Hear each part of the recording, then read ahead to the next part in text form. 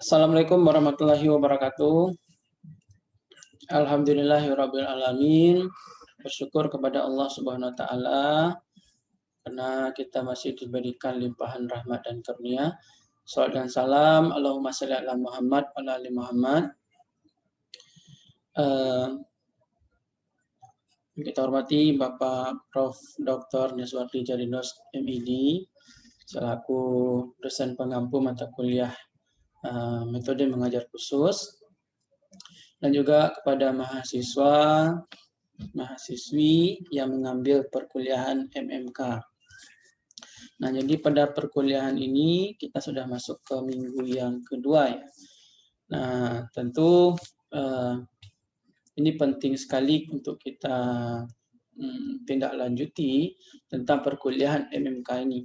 Nah, silakan Anda jangan lupa mengisi daftar hadir dan coba dilihat kembali ke RPS bahwa di situ ada materi ya yang akan kita bahas, yang akan Anda bahas, dan di situ juga sudah dibuat tugas apa yang Anda akan kerjakan. Dan yang paling penting di perkuliahan metode mengajar khusus ini, Anda diminta memang benar-benar disiapkan untuk menjadi seorang guru profesional. Nah, dan salah satunya itu Anda akan diminta nanti, ini sebagai persiapan untuk Anda praktek mengajar ke sekolah. Nah, sebab orientasi dari MMK ini mengantarkan Anda untuk menjadi seorang pendidik, menjadi seorang calon guru profesional. Jadi pada video kali ini, kita akan membahas tentang kompetensi guru profesional. Singkat saja, tidak lama-lama ya. Oke. Berdasarkan Undang-Undang Nomor 14 Tahun 2005, ya, itu menerangkan bahwa kompetensi itu adalah seperangkat pengetahuan, keterampilan, dan perilaku yang harus dimiliki, dihayati, dan dikuasai oleh guru atau dosen dalam melaksanakan tugas keprofesionalannya. Kompetensi guru dapat dimaknai sebagai kebulatan pengetahuan, keterampilan, dan sikap yang berwujud tindakan cerdas dan penuh tanggung jawab dalam melaksanakan tugas sebagai agen pembelajaran.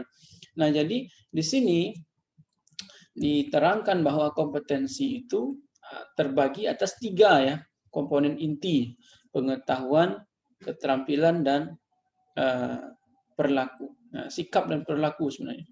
Ada pengetahuan, ada sikap, ada perilaku. Jadi 3 inilah yang menjadi poin komponen-komponen terbentuknya kompetensi. Ya. Jadi kalau dilihat dari gambar ini, kompetensi guru profesional, ya, guru profesional itu dia selain tadi ya 3 itu memiliki kompetensi sikap, perilaku, dan pengetahuan. Nah, ada 4 kompetensi penting yang mendukung adanya kompetensi guru. Di samping yang 3 itu, ya kompetensi itu yang 3 tadi. Tapi kalau kompetensi guru, ini 4 ya. Ada kompetensi pedagogi, kompetensi kepribadian, profesional, dan sosial. Jadi kalau kita berbicara tentang kompetensi guru, ini harus ada 4 ini. Apa itu pedagogik? Apa dulu?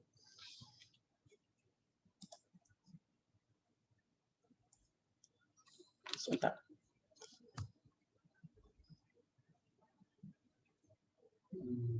Sepertinya loading ya.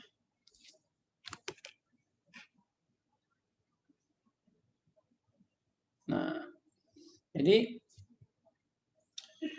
guru sebagai tenaga profesional berarti pekerjaan guru itu hanya dapat dilakukan oleh seseorang. Waduh, sebentar. Nah, hanya dapat dilakukan oleh seseorang yang mempunyai kualifikasi. Nah, ini kata kuncinya. Hanya dapat dilakukan oleh seseorang yang mempunyai kualifikasi akademik, kompetensi, dan sertifikat pendidik sesuai dengan persyaratan untuk setiap jenis dan pendidikan tertentu. Nah, ini pengertian guru sebagai tenaga profesional. Nah, nanti akan kita kaitkan dari poin per poin yang akan ditampilkan slide ini. Nah, itu. Jadi, syarat menjadi guru itu yang pertama ada kualifikasi dulu. Ya, ada kualifikasi, ada kompetensi, ada sertifikat, sehat jasmani rohani, ya, dan ada kemampuan untuk mewujudkan tujuan pendidikan nasional. Nah, ini penting ini. Jadi kalau Anda sebagai calon pendidik, ini poin-poin ini perlu diperhatikan. Dan salah satunya Anda sedang berada di sini, kualifikasi akademik. Jadi seorang pendidik di bidang teknik mesin harus memiliki kualifikasi akademik. Ya, lulus S1 pendidikan teknik mesin. Nanti kalau Anda ingin mendapatkan sertifikat, ya, keahlian, nanti bisa juga diurus nanti sertifikat keahlian. Yang penting kompetensi masuk di situ. Yang 3 tadi, ada pengetahuan, sikap dan perilaku itu harus sejalan, selaras, yang mendukung profesi Anda sebagai seorang pendidik, instruktur. Ada sertifikat pendidik juga, nanti bisa didapatkan ya dengan mengikuti pelatihan, ya, dengan mengikuti pekerti misalkan untuk di pendidik ini. Nah, dan tentunya harus sehat jasmani dan rohani. Nah, ini dalam konteks luas sebenarnya. Ada juga guru yang memang dari segi jasmani ada keterbatasan, tapi dia tidak menghalangi profesinya. Nah, dan tentu secara rohani harus sehat jiwanya. Oke. Selanjutnya,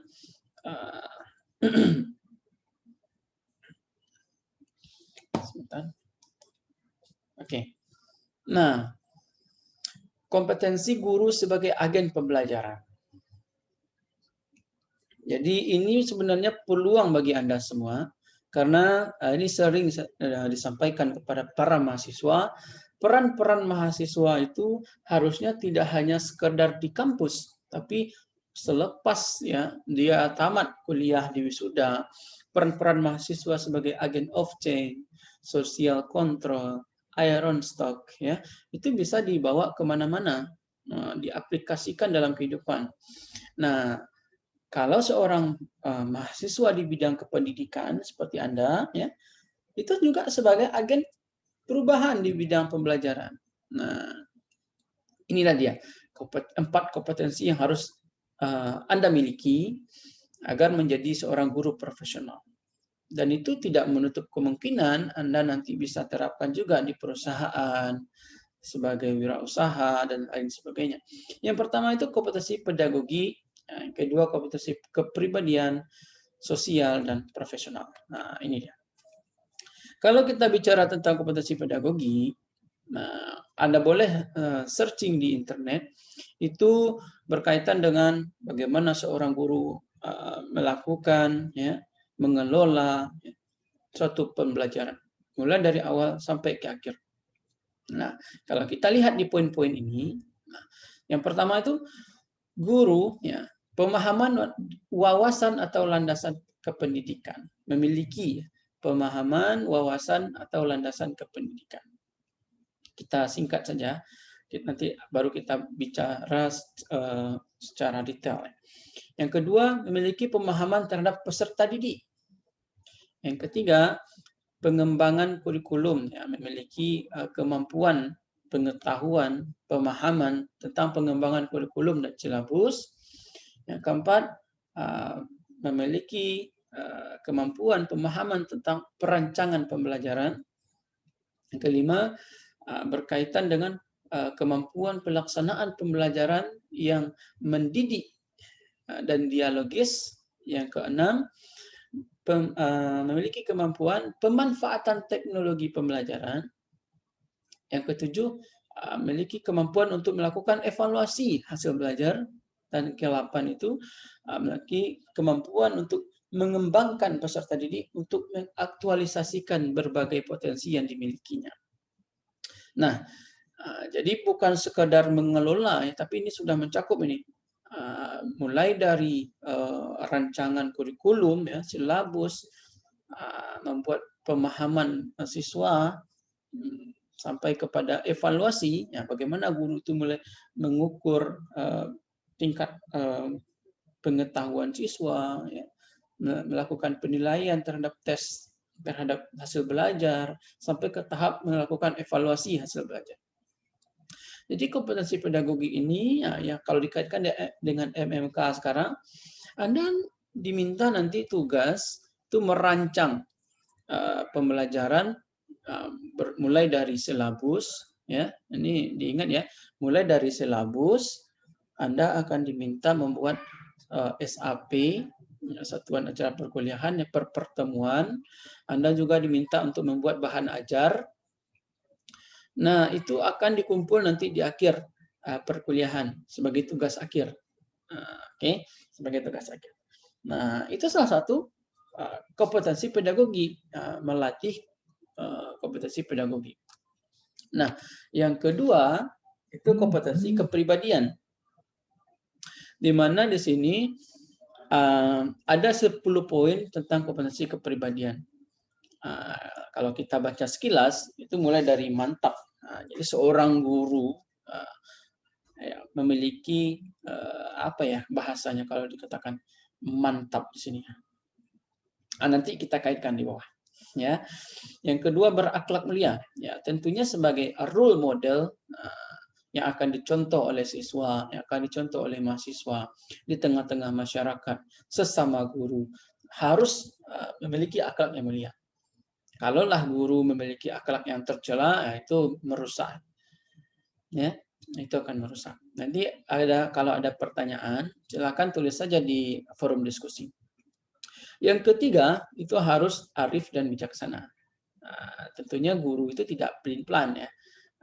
Jelas langkah pekerjaannya. Ya. Ini Anda belajar semua di sini.